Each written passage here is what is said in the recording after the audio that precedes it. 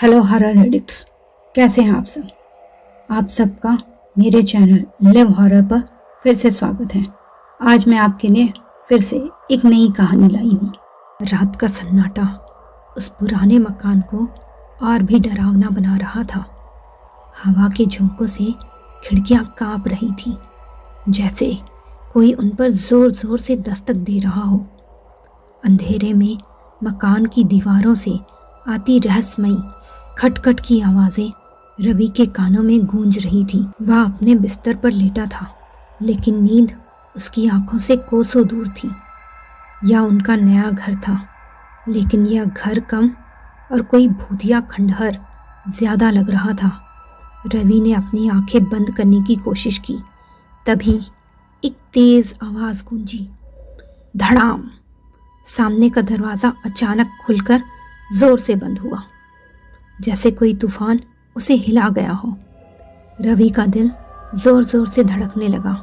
उसने कंबल को और कसकर पकड़ लिया। कोई है? उसने डरते हुए पुकारा, लेकिन जवाब में केवल सन्नाटा था। तभी कहीं से एक फुसफुसाहट सुनाई दी, जैसे कोई सरगोशी में उसका नाम पुकार रहा हो। रवि, रवि! वह डर के मारे पसीना पसीना हो गया। रवि और उसका परिवार, उसके पेरेंट्स श्याम और सरिता और छोटा भाई दीपक हाल ही में दिल्ली से इस छोटे से कस्बे में शिफ्ट हुए थे। रवि के पिता को उनकी फैक्ट्री की एक नई ब्रांच में यहाँ काम संभालने के लिए भेजा गया था।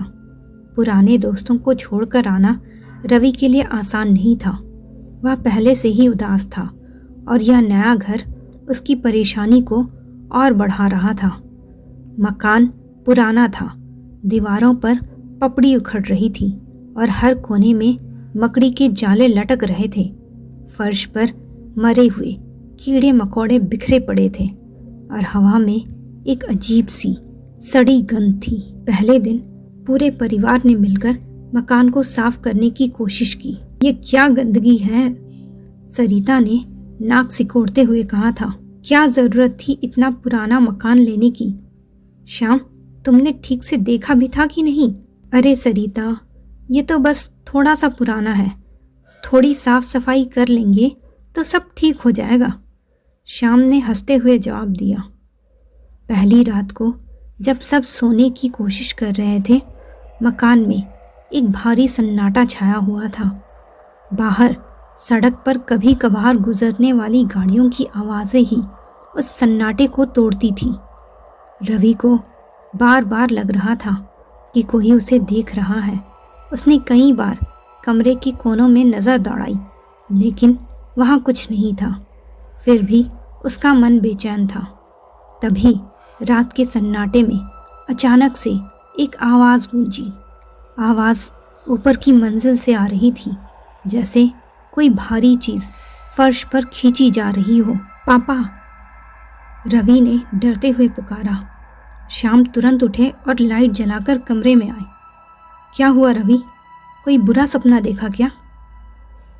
नहीं पापा, ऊपर कोई आवाज आ रही थी, जैसे कोई चीज घसीट रहा हो, रवि ने कांपते हुए कहा। अरे ये मकान पुराना है, हवा से कुछ गिर गया होगा, श्याम ने समझाने की कोशिश की, लेकिन वह खुद भी थोड़ा परेशान लग रहे थे।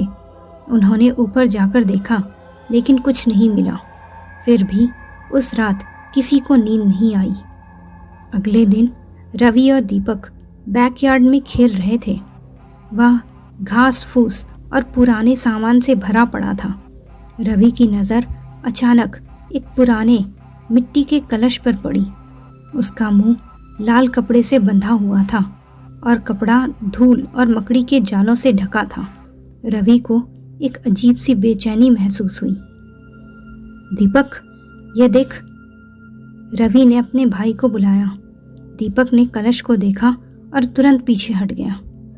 भैया, इसे मत छूना, यह कुछ गलत चीज लग रही है। दोनों भाई दौड़कर अपनी माँ के पास गए। माँ, बैकयार्ड में एक अजीब सा कलश है, लाल कपड़े से बंधा हुआ, दीपक ने घबराते हुए बताया। सरिता रसोई के काम में व्यस्त थी। हाँ हाँ ठीक है, बाद में देख लूँगी, तुम लोग जाकर खेलो, उन्होंने बिना ध्यान दिए कहा। रवि को इस पर गुस्सा आ गया और गुस्से में बाहर निकल गया। उसने उस कलश को उठाया और उसे डाइनिंग टेबल पर जोर से पटक दिया। धड़ाम! तेज आवाज से सरिता चौंक गई। उन्होंने पलट कर देखा और उनके चेहरे का रंग उड़ गया। ये क्या लाए हो रवि? उनकी आवाज़ कांप रही थी। क्या हुआ माँ? रवि ने हैरानी से पूछा। ये अस्थि कलश है, सरिता ने कांपती आवाज़ में दोहराया। उनकी आंखों में डर साफ दिख रहा था। रवि, तुमने इसे क्यों छुआ? ऐसी चीज़ों को छूना अशुभ होता है। उस रात जब श्याम घर लौटे, सरिता ने उन्हें सारी बात बताई। ऊपर से तो श्याम शांत दिख रहे थे, लेकिन उनके माथे पर परेशानी की लकीरें उभर आई थी। ठीक है, मैं इसे एक कोने में रख देता हूँ, कल सुबह पंडित जी से बात करेंगे, उन्होंने कहा। उन्होंने उस कलश को सावधानी से उठाया और डाइनिंग रूम के पास एक पुराने धूल भरे अलमारी में रख दिया। लेकिन जैसे ही उन्होंने अलमारी का दरवाज़ा बंद किया, वह कलश अपने आप हिलने लगा।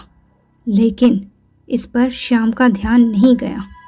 एक ठंडी हवा का झोंका कमरे में घुस आया और पास रखा एक पुराना फूलदान बिना किसी कारण टेबल से गिरकर चकनाचूर हो गया। दीपक डर से चीख पड़ा। ये क्या था? सरिता ने घबराते हुए पूछा। शायद हवा से गिर गया होगा, श्याम ने कहा, लेकिन उनकी आवाज़ में डाउट था। उस रात घर में एक अजीब सी बेचैनी थी। रवि को बार बार लग रहा था कि कोई उसे खिड़की से देख रहा है। वह अपने कमरे की खिड़की बंद करने को गया तो उसकी नज़र खिड़की से बाहर गई। वहाँ थोड़ी दूर पर एक बड़ा पेड़ था जिस पर एक कोई लटक रहा था। रवि ने ठीक से देखने की कोशिश की। वो पूरी तरह से काला था और हवा में उसके लंबे बाल लहरा रहे थे। उसने एक झटके से सिर उठाया और रवि की तरफ देखा तो उसके गले से ऐसी चीख निकली जिसने पूरे घर को हिला डाला। सब लोग घबराते हुए भागते हुए उसके कमरे में आए। रवि अपने बेड पर बैठा हुआ था और थर थर कांप रहा था और खिड़की की तरफ इशारा कर रहा था, पर अब वहाँ कोई नहीं था। अगली सुबह परिवार अभी इस घटना से उबर भी नहीं पाया था कि श्याम को फ़ोन आया। उनकी फैक्ट्री में आग लग गई थी। वह जल्दबाजी में निकल गए और पंडित जी से बात करने की बात फिर से भूल गए। दिन बीतते गए और घर में अजीब घटनाएं बढ़ने लगी। रात को बिना किसी कारण दरवाजे ज़ोर से बंद हो जाते। रसोई में रखे बर्तन अपने आप खिसक जाते। एक रात सरिता ने देखा कि उनकी साड़ी जो उन्होंने कुर्सी पर रखी थी अपने आप फर्श पर गिर गई थी, जैसे किसी ने उसे नीचे फेंक दिया हो। कौन है वहाँ? उन्होंने चिल्लाकर पूछा, लेकिन जवाब में एक ठंडी हंसी की आवाज़ आई। दीपक को रात में भयानक सपने आने लगे। एक काली परछाई जो उसके आसपास मंडराती रहती थी और रवि को भी नींद में अजीब अजीब आवाज़ें सुनाई देती थी। सरिता श्याम को ये सब बताना चाहती थी, पर श्याम उस वक्त फैक्ट्री में व्यस्त और परेशान थे, जहाँ आग के बाद अब मशीनें बिना कारण खराब हो रही थीं। इसलिए श्याम सरिता की बातें सुनने या समझने की हालत में नहीं थे। कोई 2 महीने बाद उनको वो बड़ा घर छोड़कर छोटे घर में शिफ्ट होना पड़ा। उनके बाद फिर एक फैमिली उस घर में रहने आई और उनकी भी छोटी बेटी को बैकयार्ड में वो कलश दिखाई दिया। तो मित्रों, कैसी लगी ये स्टोरी? अपनी राय कमेंट बॉक्स में ज़रूर दीजिएगा और ऐसे ही ढेर सारी हॉरर स्टोरीज़ के लिए मेरे चैनल लिव हॉरर को सब्सक्राइब करना बिल्कुल मत भूलिएगा। धन्यवाद।